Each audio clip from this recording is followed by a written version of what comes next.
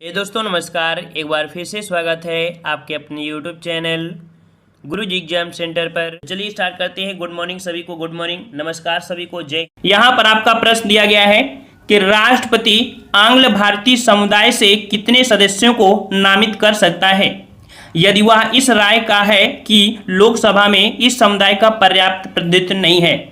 तो यहाँ पर देख सकते हैं जो आपका राष्ट्रपति है वो कितने आंग्ल भारतीय समुदाय को यहाँ पर नामित करता है, और यहाँ पर सभी का जवाब आ चुका है। बिल्कुल सही जवाब है ऑप्शन आपका यहाँ पर डी हो जाएगा। आपके दो आंग्ल भारतीय जो होते हैं उनको राष्ट्रपति आपके लोकसभा में मनोनीत करते हैं, ठीक है, नामित करते हैं। ऑप्शन आपका डी हो जाएगा।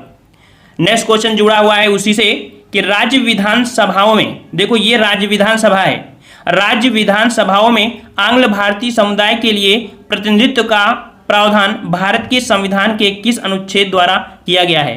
तो यहां पर देख सकते हैं राज्य विधानसभा है, ठीक है।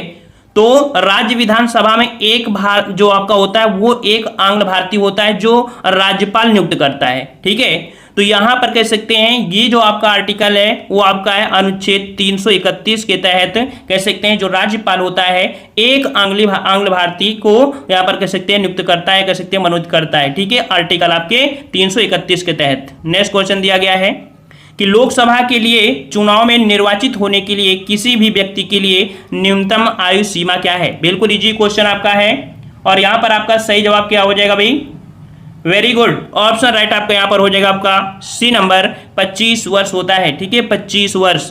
नेक्स्ट क्वेश्चन है लोकसभा और राज्यसभा में गणपूर्ति संख्या है। यहाँ पर गणपूर्ति संख्या मतलब ये होता है कि जब लोकसभा या राज्यसभा का जब बैठक शुरू होती है तो उसमें कितने व्यक्ति होना अनिवार्य है। अगर उतने व्यक्ति नहीं होते हैं तो कोई भी आपकी कार्यवाही नहीं होगी। तो यहाँ पर याद रखिएगा अगर कुल सदस्य संख्या का 1/10 लोग शामिल नहीं होते हैं तो वो आपकी कह सकते हैं सभा नहीं चलेगी।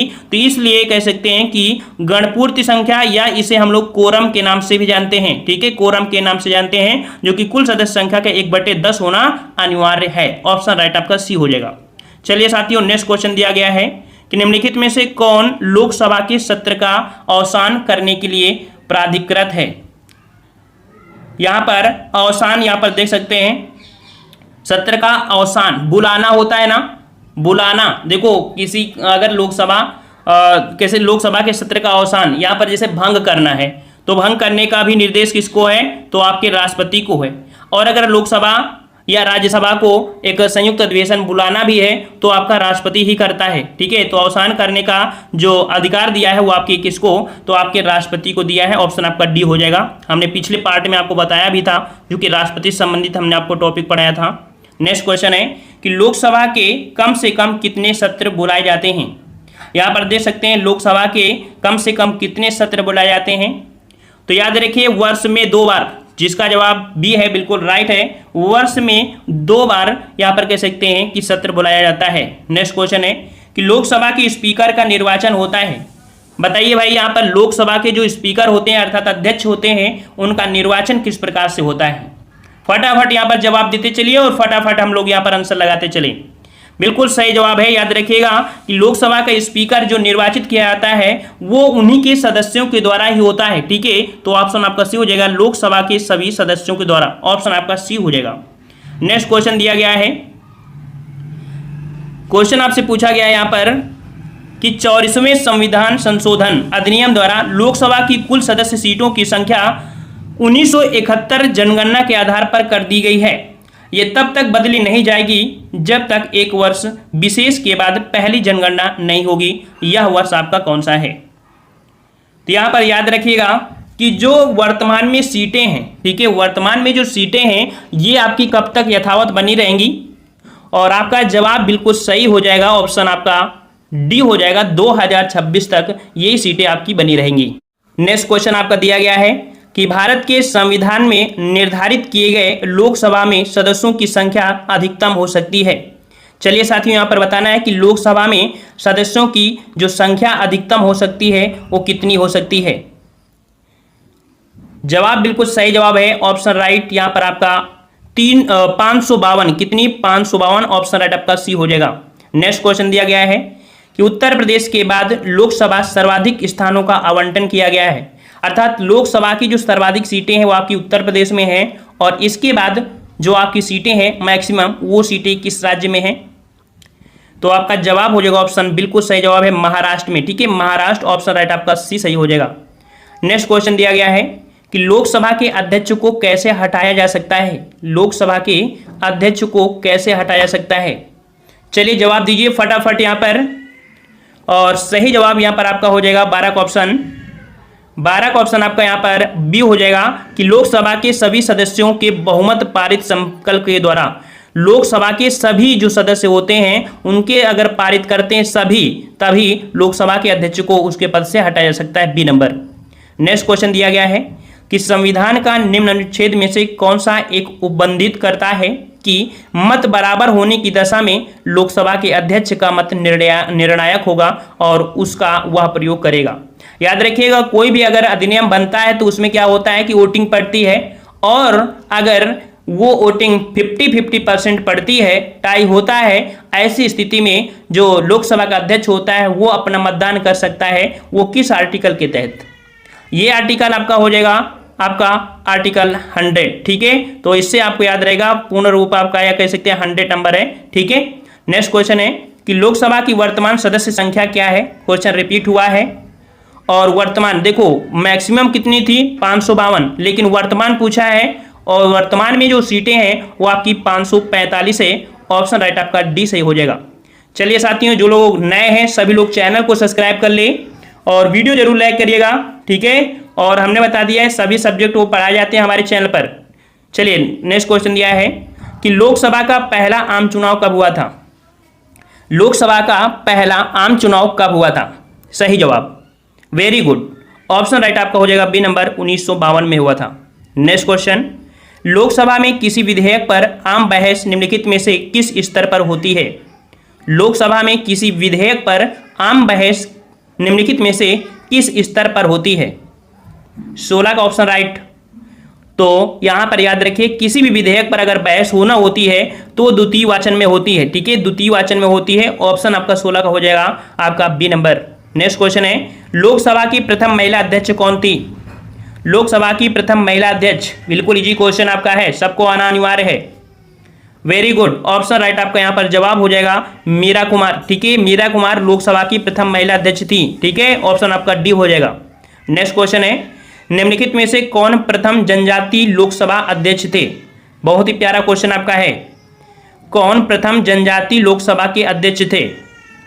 जवाब सही आपका हो जाएगा ऑप्शन डी, पी.ए. संगमा। ठीक है, पी.ए. संगमा ये प्रथम जनजातीय आयोग के जो आपके लोकसभा अध्यक्ष थे। ठीक है, नेक्स्ट क्वेश्चन दिया गया है कि लोकसभा अध्यक्ष अर्थात स्पीकर अपने कास्टिंग का प्रयोग केवल करते हैं। यहां पर 19 का जवाब देना है।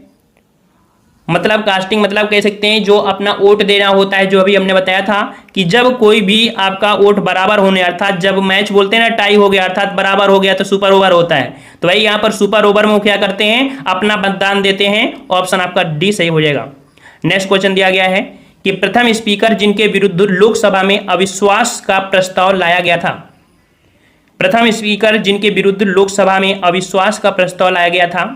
काफी प्यारा प्रश्न आपका है, और जवाब यहाँ पर आपका बिल्कुल सही जवाब हो जाएगा ऑप्शन बी हो जाएगा, जीवी मौलंकर। ठीक है, गणेश वासुदेव मौलंकर ये आपके प्रथम स्पीकर भी थे, और इन पर कह सकते हैं अविश्वास प्रस्ताव भी आपका लाया गया था। ऑप्शन आपका बी हो जाएगा। नेक्स्ट क्वेश्चन है कि लोकसभा के अध्यक्ष अपना त्यागपत्र संबोधित करते हैं। याद रखिएगा, लोकसभा का जो अध्यक्ष होता है वो अपना त्यागपत्र किसे देता है? वेरी गुड, सभी के जवाब आ रहे हैं, बिल्कुल फटाफट जवाब देते रहिए भाई। बिल्कुल सही है, लोकसभा का जो अध्यक्ष होता है वो उपाध्यक्ष को अपना त्यागपत्र देता है। ऑप्शन आपका सी सही हो जाएगा। नेक्स्ट क्वेश्चन है, राज्यसभा के सदस्य का कार्यकाल कितने वर्ष का होता है? राज्यसभा के सदस्य का कार्यकाल, बिल्कुल सही जवाब है। ऑप्शन आपका क्या हो जाएगा? अच्छा प्रश्न है आपका है, ऑप्शन आपका हो जाएगा सी नंबर 6 वर्ष। याद रखिएगा कि राज्यसभा के सदस्य कार्यकाल कितना होता है? 6 वर्ष होता है, और लोकसभा का कार्यकाल कितना होता है? 5 वर्ष होता है। दोनों ही प्रश्न याद करिएगा। चलिए अगला क्वेश्चन आपका दिया है कि हमारे संविधान के अनुसार राज्यसभा का कार्यकाल, हमारे संविधान के अनुसार राज्यसभा का कार्यकाल कितना होता है? तो आपका जवाब यहां पर बिल्कुल इजी हो गया, क्योंकि यही प्रश्न आपने यहां पर पढ़ा था। इस पेपर को आपको रट जाना है, हर एक प्रश्न का रिवीजन कर लेना है। तो यहां पर आपका जवाब सही क्या हो जाएगा, हमारे संविधान के अनुसार राज्यसभा का कार्यकाल कितना होता है। तो यहां पर दिया है 2 वर्ष में एक बार समाप्त हो जाता है, प्रत्येक 5 वर्ष में समाप्त हो जाता है, प्रत्येक 6 वर्ष में समाप्त हो जाता है। ऑप्शन डी है समाप्त होने का विषय नहीं है। तो यहां पर देखो काफी बच्चों का जवाब यहां पर सी आया है, जो कि गलत है। ठीक है, याद रखिएगा कि राज्यसभा का कार्यकाल जो होता है वो तो 6 होता है, लेकिन कभी समाप्त नहीं होता है। ठीक है, समाप्त नहीं होता है, समाप्त होने का कोई विषय नहीं है, क्योंकि राज्यसभा का कार्यकाल 6 वर्ष तो होता है, लेकिन यहां पर कह सकते हैं कि जो 1/3 सदस्य होते हैं प्रत्येक आपके 2 वर्ष में बदलते रहते हैं। ठीक है, ये कभी भंग नहीं होता है, राज्यसभा कभी भंग नहीं होती है, और इसीलिए इसे उच्च सदन कहा जाता है। ठीक है, समझ में आ गया ना। तो ये समाप्त होता नहीं है। लोकसभा समाप्त हो सकती है, भंग हो सकती है, लेकिन राज्यसभा कभी समाप्त या भंग नहीं हो सकती है। याद रखिएगा, प्रश्न बहुत ही आईएमपी क्वेश्चन है, कंफ्यूज कर सकता है सभी को। चलिए अगला है, राज्यसभा में होते हैं, राज्यसभा में होते हैं, सही जवाब राज्यसभा में होते हैं, कितने होते हैं। तो याद रखिए राज्यसभा में 250 सदस्य होते हैं। कितने होते हैं, 250 होते हैं, जिनमें से 12 सदस्य भारत के राष्ट्रपति द्वारा मनोनीत किए जाते हैं। ये खेल जो विज्ञान खेल क्षेत्र में आदि क्षेत्रों से आपके लाए जाते हैं 12 सदस्य। ठीक है, अब इसको मत लगा दीजिएगा, क्योंकि यहाँ पर मैक्सिमम की बात कर रहा है। अगर मैक्सिमम की बात करता तो आप 252 लगा सकते थे, लेकिन यहाँ पर वर्तमान की बात है, वर्तमान आपके 250 सदस्य हैं। ठीक है, चलिए, राष्ट्रपति द्वारा राज्यसभा में कितने व्यक्ति मनोनीत किए जाते हैं। तो देख सकते हैं वही क्वेश्चन आपका आ गया 25 को, ऑप्शन राइट आपका हो जाएगा सी नंबर। ठीक है, सी नंबर आपका हो जाएगा 12। चलिए, राज्यसभा को भंग करने का अधिकार किसे प्राप्त है। कोई भी प्रश्न आप ये मत समझिए कि छोटा या बड़ा है, याद रखिएगा हर एक प्रश्न आप रट जाएंगे। अगर हमसे जुड़े हुए हैं तो जीएस आपको सरल लगेगी, इतना यकीन रखिएगा। ठीक है, तो राज्यसभा को भंग करने का अधिकार किसे है। राज्यसभा दिया है राष्ट्रपति, उपराष्ट्रपति, सर्वोच्च न्यायालय, उपरोक्त में से कोई नहीं। 26 का जवाब, तो जवाब हो जाएगा बिल्कुल सही है डी नंबर, उपरोक्त में से कोई नहीं। अभी हमने बताया था कि राज्यसभा को कोई भंग नहीं कर सकता है। ठीक है, ये एक स्थायी सदन होता है। चलिए, राज्यसभा को स्थायी सदन कहते हैं क्यों। राज्यसभा को स्थायी सदन कहते हैं क्यों बोलते हैं, क्योंकि देखो पहला दिया है सभी सदस्य आजीवन सदस्य होते हैं, तो आजीवन तो नहीं बनाए जाते भाई, है ना। दूसरा दिया है इसे विघटित नहीं किया जा सकता, बिल्कुल सही जवाब है आपका, ए नंबर आपका हो जाएगा, इसे विघटित नहीं किया सकता। और भी है कुछ सदस्य प्रति 2 वर्ष में अवकाश ग्रहण कर लेते हैं। भाई यहाँ पर बी और सी यहाँ पर दोनों ही कह सकते हैं सही हैं। ठीक है, समझ में आ गया। चलिए, नेक्स्ट क्वेश्चन दिया है कि राज्यसभा के सदस्य चुने जाते हैं, राज्यसभा के सदस्य चुने जाते हैं, किसके द्वारा चुने जाते हैं। 28 का जवाब यहाँ पर राज्यों की विधानसभाओं के द्वारा, बिल्कुल यहाँ पर सही हो जाएगा ये नंबर, राज्यों की विधानसभाओं द्वारा। ठीक है, 28 को ऑप्शन आपका ए हो जाएगा। नेक्स्ट क्वेश्चन दिया है कि राज्यसभा के चुनाव के लिए अपेक्षित न्यूनतम आयु कितनी है। यहाँ पर राज्यसभा दिया है, और राज्यसभा के लिए कितनी होती है अभी हमने बताया था, कितनी होती है, तो 30 वर्ष होती है। ऑप्शन आपका बी हो जाएगा। नेक्स्ट क्वेश्चन है, लोकसभा में शून्यकाल की अवधि अधिक से अधिक कितनी हो सकती है। आपने नाम सुना होगा शून्यकाल, सुना है ना, 12-1 बजे, 12 और 1 के बीच। तो यहाँ पर देख सकते हैं कि लोकसभा में शून्यकाल की जो अवधि होती है वो अधिक से अधिक कितनी हो सकती है। तो अधिक से अधिक आपकी 1 घंटा हो सकती है, वैसे आपका 15 मिनट का दिया जाता है। ठीक है, लेकिन मैक्सिमम कितनी हो सकती है, 1 घंटा। नेक्स्ट क्वेश्चन, भारत में संसद मिलकर निर्मित होती है, भारत में संसद मिलकर निर्मित होती है, अर्थात जो संसद है ये पूर्ण रूप से देखा जाए संसद लोकसभा, राज्यसभा और राष्ट्रपति को मिलाने से ही आपकी संसद मिलती है। क्यों, क्योंकि राष्ट्रपति के बिना कुछ नहीं हो सकता। वैसे देखा जाए तो राष्ट्रपति माचिस की तीली के तरीके है कि अगर इसे बिना उसके फास्फोरस के काम नहीं हो सकता, है ना, और सभी इनके अंडर में होते हैं। वैसे राष्ट्रपति का कोई काम नहीं है, लेकिन मेन काम सिग्नेचर, अगर सिग्नेचर नहीं है तो कोई भी विधेयक पारित नहीं होगा। ठीक है, ए नंबर आपका हो जाएगा। अगला है, भारत की संचित निधि से धन निर्गत कर किसका नियंत्रण है। भारत की संचित निधि से धन निर्गत पर किसका नियंत्रण, अर्थात भारत की जो संचित निधि है उसे जो निकाला जाता है तो उसका कोई नियंत्रण होता है, किसके पास होता है। तो यहाँ पर दिया है महानियंत्रक, वित्त मंत्री, अधिकृत मंत्री। याद रखिए किसी के पास यहाँ पर निर्धारित करने का नियंत्रण नहीं है, या आपके जो संसद होते हैं तो संसद ही पारित करते हैं। ठीक है, इसका जवाब डी हो जाएगा। नेक्स्ट क्वेश्चन है कि संसद के दोनों सत्रों के बीच अधिकांश अंतराल होना चाहिए। संसद के दोनों सत्रों के बीच अधिकाधिक जो अंतराल होना चाहिए तो कितना होना चाहिए? और इजी क्वेश्चन है तो याद रखिएगा दो सत्रों के बीच है और दो सत्रों के बीच आपके 6 माह का अंतराल होना चाहिए, अर्थात एक साल में 2 सत्र होना अनिवार्य है। नेक्स्ट क्वेश्चन है कि राजनीतिक शब्दावली में शून्यकाल का अर्थ क्या है? शून्यकाल अभी आया था प्रश्न, शून्यकाल मतलब क्या होता है? तो शून्यकाल का अर्थ होता है कि प्रश्न उत्तर सत्र, क्या बोलते हैं उसे? प्रश्न उत्तर सत्र। ठीक है, ऑप्शन आपका यहां पर कौन हो जाएगा?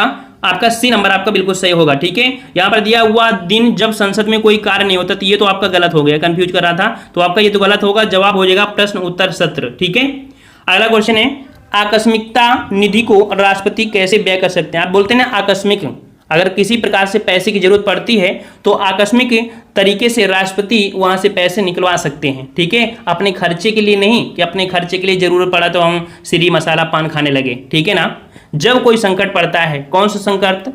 तो 35 का ऑप्शन आपका जवाब यहां पर आपका हो जाएगा सी नंबर। यहां पर संसद से स्वीकृत नहीं लेते। देखो, लोकसभा पारित करती है, राज्यसभा पारित करती है तो आपके पैसे निकल आए। ठीक है, संसद निधि से, मतलब जो निधि होती है। ठीक है, संचित निधि। लेकिन जब अभी कार्य नहीं चल रहा है और ऐसी स्थिति में जरूरत पड़ जा रही है तो वहां पर जरूरी नहीं है कि वो संसद से स्वीकृत ले, वो निकलवा सकते हैं। ठीक है, तो इस प्रकार से इसका जवाब आपका सी हो जाएगा। नेक्स्ट क्वेश्चन है कि भारत के संविधान के अंतर्गत एक धन विधेयक को प्रस्तुत किया जाता है। याद रखिएगा कि जो धन विधेयक होता है वो कहां प्रस्तुत किया जाता है? वेरी गुड, ऑप्शन राइट आपका सी हो जाएगा, लोकसभा में। याद रखिएगा साथियों कि जो धन विधेयक होता है वो आपकी लोकसभा में आपका हमेशा कह सकते हैं प्रस्तुत किया जाता है। हाँ, इसका पारित होने के बाद इसे राज्यसभा को देते हैं, लेकिन वो सिर्फ 14 दिन के लिए देते हैं। अगर राज्यसभा सहमत नहीं है तो कोई मतलब नहीं है। ठीक है, सिर्फ दिखाने के लिए एक दिखावा होता है कि हम आपको दिखा रहे हैं कि हमने ये बायोडाटा बनाया है। ठीक है, इसको मना नहीं कर सकती है राज्य सरकार, और अगर नहीं भी पारित करती है तो 14 दिन के बाद इसे स्वतः पारित हुआ मान लेते हैं। ओके, चलिए, भारतीय संसद का सचिवालय। भारतीय संसद का सचिवालय, तो सचिवालय यहां पर आपका जो कह सकते हैं कि सरकार से स्वतंत्र है। जो संसद है वो सरकार से स्वतंत्र है। ठीक है, यहां पर सही जवाब का हो जाएगा ऑप्शन आपका 37 का सी नंबर। नेक्स्ट क्वेश्चन है कि भारतीय संसद की प्रभुसत्ता प्रतिबंधित है। भारतीय संसद की संप्रभुता प्रतिबंधित है। संप्रभुता प्रतिबंधित है, 38 नंबर। तो भारतीय संसद जो आपकी है, यहां देखो प्रतिबंधित दिया है ना, तो भारत के राष्ट्रपति की शक्तियों से। हमने बताया था कि सिर्फ संसद को प्रतिबंध लगा सकती है तो आपके राष्ट्रपति लगा सकते हैं। ठीक है, तो यहां पर आपका जवाब हो जाएगा आपका ए नंबर। नेक्स्ट क्वेश्चन है कि संसद में शून्यकाल का समय कितना होता है? संसद में शून्यकाल का अवधि अभी हमने आपको बताया भी था कि संसद में शून्यकाल का अवधि होता है दोपहर 12 बजे से 1 बजे तक।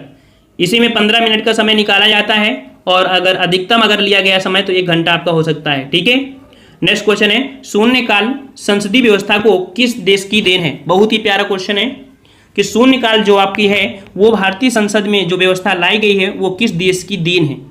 किस देश की देन है? तो याद रखिएगा साथियों कि शून्यकाल आपने नाम सुना होगा, दशमलव प्रणाली का जो किया भारत ने किया है। तो यहाँ पर शून्यकाल को भी यहाँ पर भारतीय संसद में भारत की ही देन है। ठीक है, शून्यकाल जो आपकी है वो भारत की ही देन है, किसी दूसरे देश से नहीं ली गई है। ठीक है, नेक्स्ट क्वेश्चन है कि पार्लियामेंट द्वारा में निर्मित कानून के अनुसार एक नागरिक के वयस्क होने की आयु कितनी है? और वयस्क की तो बात सभी लोग जानते हैं कि जब तक 18 वर्ष नहीं होगी तब तक शादी ब्याह वगैरह वगैरह नहीं होंगे, है ना। तो 41 का ऑप्शन राइट आपका हो जाएगा डी नंबर। ठीक है, अगर 18 वर्ष हो गई है इसका मतलब आप वयस्क हो गए हैं, आप जॉब के लिए अप्लाई कर सकते हैं, आप वोट दे सकते हैं। ठीक है, आप क्राइम करेंगे तो भैया आपको अपराध स्वीकार करना पड़ेगा और आपको सजा मिलेगी। थोड़ा सा अगर कम है तो थोड़ा सा भाई आपको दंडित किया जाएगा, लेकिन फांसी वगैरह इस तरह का आपको नहीं मिलेगा। ठीक है, तो यहाँ पर 18 वर्ष होना अनिवार्य है। ठीक है, चलिए कि संसदों के वेतन का निर्णय कौन करता है? संसद के वेतन का निर्णय कौन करता है? 42 का जवाब। तो याद रखिएगा दोस्तों, यहाँ पर संसद के वेतन का निर्णय स्वयं संसद ही करते हैं, ठीक है, स्वयं संसद ही करते हैं। कितनी भी इनको सैलरी दे दो, लेकिन फिर भी ये अपना बिल पारित करवाते हैं कि नहीं संसद की सैलरी बढ़ाई जाए, जबकि संसद को लगभग देखा जाए तो 2,80,000 रुपए तक इनको मतलब हर प्रकार का खर्चा जो मिला के, देखो इनको गाड़ी में जब चलते हैं ना उसका खर्चा, कपड़ा धुलने का खर्चा, स्कूल में बच्चों को पढ़ने का खर्चा, घूमने का खर्चा, ठीक है, हवाई यात्राओं में खर्चा, पूरा खर्चा इनको दिया जाता है। समझ में आ गया ना। चलिए नेक्स्ट क्वेश्चन है कि निम्नलिखित में से कौन सी एक सबसे बड़ी संसदीय समिति है। सबसे बड़ी संसदीय समिति यहाँ पर कौन सी है, ये प्यारा क्वेश्चन आपका है और जवाब यहाँ पर आपका सही हो जाएगा आपका बी नंबर। यहाँ पर जो प्राक्कलन समिति है ये आपकी सबसे बड़ी संसदीय समिति है, ठीक है, याद रखिएगा, ठीक है। चलिए नेक्स्ट क्वेश्चन को आते हैं। क्वेश्चन आपसे अगला पूछा गया है कि संविधान के किस अनुच्छेद के अंतर्गत धन विधेयक को परिभाषित किया गया है। ये क्वेश्चन बार बार रिपीट होता है, याद रखिए, धन विधेयक। और धन विधेयक जो होता है वो आपके आर्टिकल आपके अनुच्छेद 110 के अंतर्गत रखते हैं। ऑप्शन आपका बी सही हो जाएगा। नेक्स्ट क्वेश्चन दिया है कि वह कौन राष्ट्रवादी नेता था जो 1925 में केंद्रीय विधानसभा का अध्यक्ष अर्थात स्पीकर चुना गया। तो यहाँ पर देख सकते हैं 1925 में केंद्रीय विधानसभा का अध्यक्ष चुना गया था। ये राष्ट्रवादी नेता कौन था। राष्ट्रवादी नेता आपका जवाब यहाँ पर आपका हो जाएगा बी नंबर, विट्ठल भाई पटेल, ठीक है। विट्ठल भाई पटेल को 1925 में केंद्रीय विधानसभा का अध्यक्ष अर्थात स्पीकर चुना गया था, ठीक है, अंग्रेजों के जमाने में। नेक्स्ट क्वेश्चन, निम्नलिखित में से किस समिति में राज्य सरकार का प्रतिनिधित्व नहीं होता है। राज्य सरकार का प्रतिनिधित्व नहीं होता है, यह आपको बताना है कौन सी समिति है। और यहां पर आपका 46 का ऑप्शन राइट आपका हो जाएगा आपकी आकलन समिति, ठीक है, आकलन समिति, ऑप्शन आपका सी सही हो जाएगा। नेक्स्ट क्वेश्चन है कि कोई विधेयक धन विधेयक है या नहीं, इसका निर्णय कौन करता है। कोई विधेयक धन विधेयक है या नहीं, इसका निर्णय कौन करता है। तो याद रखिए कोई विधेयक धन विधेयक है, इसका निर्णय आपके लोकसभा के जो स्पीकर होते हैं, लोकसभा के अध्यक्ष होते हैं, वही करते हैं, ठीक है, आपके लोकसभा अध्यक्ष, ऑप्शन आपका बी हो जाएगा।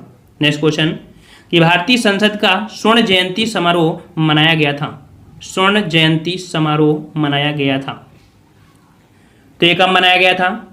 तो आपका जवाब यहाँ पर सही क्या हो जाएगा, फटाफट देते रहिए आंसर, धीमा हो गया। चलिए बी नंबर आपका हो जाएगा 15/8/1997 को संसद का स्वर्ण जयंती समारोह मनाया गया था। ऑप्शन आपका बी सही हो जाएगा 1997 में। नेक्स्ट क्वेश्चन है और याद रखिएगा आपका डेट 15/8, ठीक है। अगला क्वेश्चन यहाँ पर दिया है कि प्राक्कलन समिति के सदस्यों का कार्यकाल होता है। प्राक्कलन समिति के जो सदस्यों का कार्यकाल होता है वो कितना होता है। तो यहाँ पर 59 का जवाब सही हो जाएगा आपका बी नंबर, 1 वर्ष का होता है, ठीक है, 1 वर्ष का। नेक्स्ट क्वेश्चन है कि लोक लेखा समिति अपनी रिपोर्ट प्रस्तुत करती है। लोक लेखा समिति भी काफ़ी महत्वपूर्ण आपकी समिति है और इसमें से 15 आपकी लोकसभा के और 7 आपके राज्यसभा के होते हैं सदस्य। और ये अपनी जो रिपोर्ट होती है, ये रिपोर्ट को ये प्रस्तुत करते हैं आपके किसके पास, तो आपकी लोकसभा की स्पीकर के पास, ठीक है, लोकसभा के स्पीकर के पास करते हैं, ठीक है। और यहाँ पर कह सकते हैं कि जो ये आपकी रिपोर्ट होती है, लोक लेखा समिति होती है, तो हर प्रकार के लेखा जोखा, जैसे आपका नियंत्रक महालेखा परीक्षक हैं, इनका भी कार्य होता है ना कि वित्त संबंधी, इनकी भी रिपोर्ट को ये जांच करती है, ये आपकी शिव समिति है, ठीक है। तो जो फाइनली रिपोर्ट प्रस्तुत करते हैं तो लोकसभा की स्पीकर को करते हैं। नेक्स्ट क्वेश्चन है कि संसद की लोक लेखा संचिति की प्रमुख कार्य, देख सकते हैं कि जो संसद की लोक लेखा समिति है इसका प्रमुख कार्य क्या होता है। तो प्रमुख कार्य क्या होता है, तो अभी बताया वित्त संबंधी, अर्थात यहाँ पर जो आपकी शासन की वित्तीय लेखा एवं विनिमय, कंट्रोलर एवं ऑडिटर जनरल की रिपोर्ट का परीक्षण करना, सार्वजनिक क्षेत्र की इकाइयों के उच्च पदों पर नियुक्ति करना, नीति के अनुसार वित्तीय प्रावधान का परीक्षण। सही जवाब आपका हो जाएगा यहाँ पर, ये वाला आपका हो जाएगा, ठीक है। वैसे आपकी यहाँ पर देखो कुछ तो आपका सही है, लेकिन मेन जो आपका है यहाँ पर ये हो जाएगा कि नीति के अनुसार वित्तीय प्रावधान का परीक्षण, ठीक है। शुद्ध आपको जवाब देना है, घुमा फिरा कर नहीं देना है, ठीक है। तो इस प्रकार से हो जाएगा, ठीक है। यहाँ पर देखो वित्तीय लेखा दिया है, बल्कि यहाँ पर दिया है नीति के अनुसार जो वित्तीय प्रावधान का है उसका परीक्षण, ठीक है, सी नंबर आपका हो जाएगा। नेक्स्ट क्वेश्चन है कि भारतीय संसद की लोक लेखा समिति के अध्यक्ष कौन मनोनीत करता है। भारतीय संसद की लोक लेखा समिति के अध्यक्ष को कौन मनोनीत, ये होगा आपका तो 52 का ऑप्शन राइट आपका यहाँ पर ए हो जाएगा, लोकसभा का अध्यक्ष। लोकसभा का अध्यक्ष करता है, जो लोक लेखा समिति का अध्यक्ष बनता है। ठीक है, नेक्स्ट क्वेश्चन है कि अनुसूचित जाति और अनुसूचित जनजाति जो कि अत्याचार निवारण अधिनियम जो बनाया गया था 1989, ये कब आपका लागू हुआ, अर्थात ये कब प्रबद्ध हुआ था? 83 का जवाब, और 83 का जवाब यहाँ पर आपका सही हो जाएगा आपका डी नंबर, 1 जनवरी 1990 को किया गया था। 1 जनवरी 1990 को किया गया था। ठीक है, तो मिलते हैं नए वीडियो में। सभी लोग वीडियो को लाइक भी करिएगा, शेयर करिएगा। ज़्यादा से ज़्यादा लोगों को अगर आप जोड़ेंगे तो थोड़ा और अच्छा लगेगा और ज़्यादा क्लासेस देने का प्रयास करेंगे। ठीक है, धन्यवाद सभी को। राधे राधे।